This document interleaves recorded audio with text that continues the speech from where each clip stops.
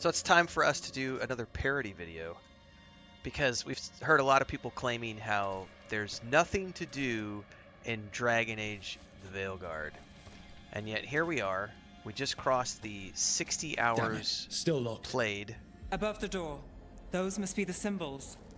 Okay, let's get it unlocked. This is a puzzle, which we'll figure out. But we just crossed the 60 hours played mark. And we are... I'm not sure what act we're in because they don't break it down into acts. But we have been cruising along. If I had to estimate, I'm probably going to end up getting an 80-hour playthrough out of my first time. And I'm not even trying to clear all of these like side quests that are in the zones and the regions. The only thing I've been focusing on so far are the main quests and the companion quests. Worth noting is that the companion quests are mostly optional. There are some initial quests that you have to do to get the people into your party, but once you've got them into the party, you can ignore them and you don't have to do those side quests at all, including the controversial stuff with Tash that has some man-children in a tizzy because of pronouns.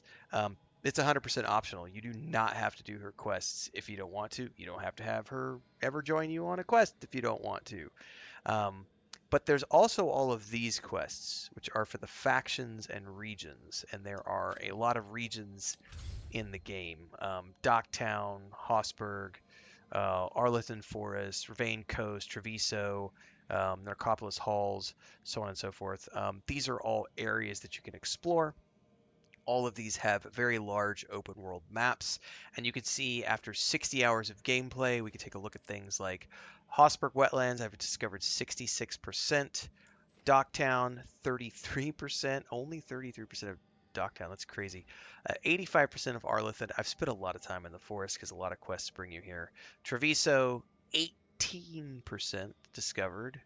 Ravane 30% discovered. Halls of Valor, I should say, 100% because it's a tiny location and really you're just there for the arena, which I haven't even really done. I've done one fight in the arena.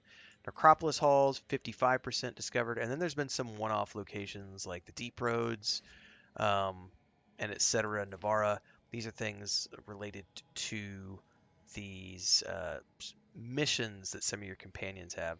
And then there's the Crossroads, which is the massive open world area of islands that you can go explore, which have all the portals that lead you to all of these different locations. That place is only 68% discovered, and I still have quests there. And you can hover over these, and you'll notice that when they have quests, like it'll tell you new quests available in this area. Like I haven't picked up all of the faction quests that are available for these regions because I've mostly only been focused on the main storyline as well as the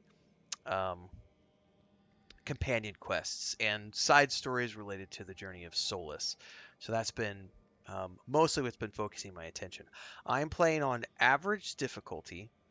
The base mode, which I think is called Adventurer mode. We can go look at what it's called really quick. I think it's called Adventurer mode. I've got mine. Yeah, I have mine on custom though, so yeah, but it's like adventure mode. It's the base mode of the game. So I know that some people have played on like storytelling mode, which gives you God mode. You can't die, and some people who are only doing story have been able to do it in a lot less than I think I've heard people talk about 35, 40-hour gameplays. I heard somebody say today that they did everything in like 20 hours, but they admitted that they spacebarred their way through the conversations and just were like trying to bullet point their way through all the way to the end, which I don't know why you would do that, but some people get off on speed runs. And I'm sure somebody out there will claim that they've beat the game in 9 hours, just like they did with like New World. I did it in 9 hours. But coming in at, we just crossed the 60-hour mark on stream. So I originally anticipated that my gameplay session was going to be around 60 hours. And now that I've gotten right there, we are currently looking at extending that. I think it's going to be more like 75 to 80 hours for the gameplay session.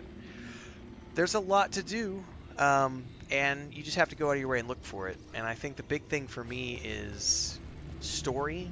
There's been, since it's 100% voiced with lots of cutscenes, there's a lot of stuff to see and do if you take the time to just explore and let the cutscenes play out, especially if you're doing side quests, because there's a lot of dialogue to do. And there's also stuff when you go back to the lighthouse in between the missions.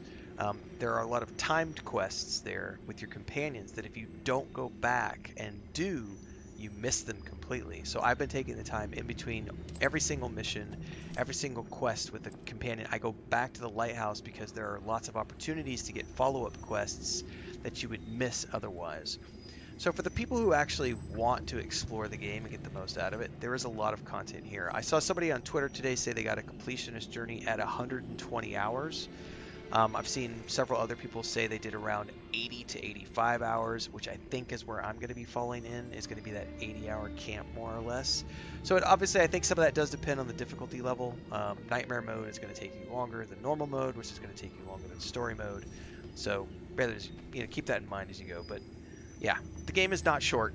There's quite a bit here, so you're going to get plenty of gameplay if you're someone who likes to sink your teeth into an RPG, which I do. We're going to be continuing on the stream, but if you're watching this after the fact, don't forget to like, subscribe, hit the bell icon so you never miss an update. Daily streams at 8 to 9 a.m. Central Time, and we play a lot of games. So check out all the other 7,000 videos on YouTube, and don't forget we are rolling into Stalker 2, the Star Wars Outlaws DLC later this month, and then Indiana Jones: The Great Circle and the Path of Exile 2 early access in December. So we've got a busy November and December ahead of us.